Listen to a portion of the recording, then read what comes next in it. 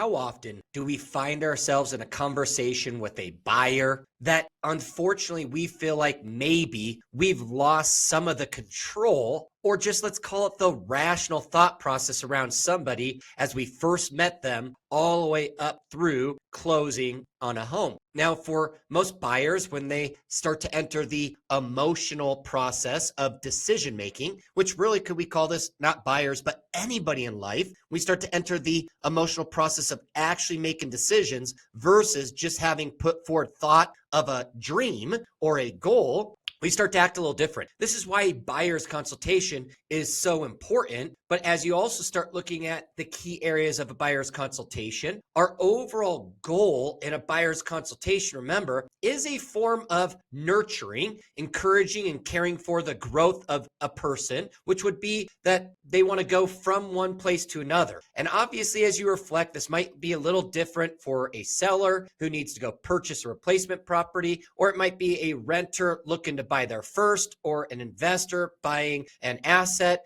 But overall, the goal of any buyer's presentation is to make sure that in that consultation, you again asked a lot of great questions to then be able to form a presentation. And there's not necessarily a right or wrong presentation, but we know there's a right result, correct? Meaning once you, the professional, gets the opportunity to meet with a potential buyer, the next action really would be, let's go look at some homes. Let's sign an agency or agreement to work together. Or lastly, let's get you over to a lender. That would be the next steps moving forward. But sometimes the consult may have came prematurely to where they're not really ready to go do that. But the nice part is in identifying the steps. You remember earlier in this training, easily looking at the 8 steps of the buyer's process is identifying where are they at. So you can show them that you know them, meet them where they are, and get them to start moving forward in the present, which will then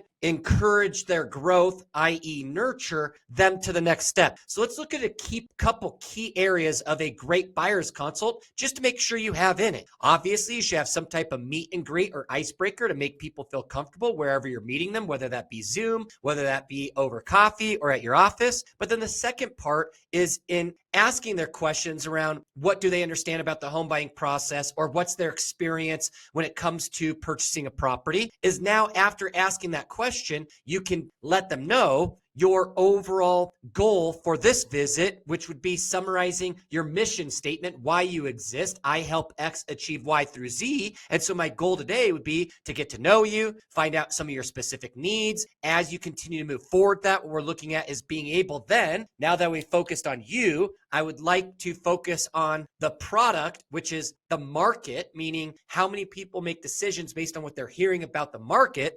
Our goal is to make them so comfortable with the market that we can go back to focusing on making decisions for you, not based off what a market is doing. So explaining the market conditions, telling them a little bit about how you help as you explain the steps in the process, and then from there, answering any other questions they might have and sharing the next steps. So remember, if you get all those things, get to know them, find out their specific needs, explain what's happening in the market so they have a better understanding and confidence really around their goal, all right? As well as then telling a little bit about how your company, core values, you help them, all right, through explaining the process or steps to easily articulate the home buying process, answer any questions, and then share with them the next steps. Remember, if they're ready to take the next steps, well, now you've got a client and we start moving forward. If they're not ready to take the next steps, the great part is you go back into staying in the game with those questions of what makes you say that? Help me understand. Could it help? Would it help? To re-encouraging them to get back into the process.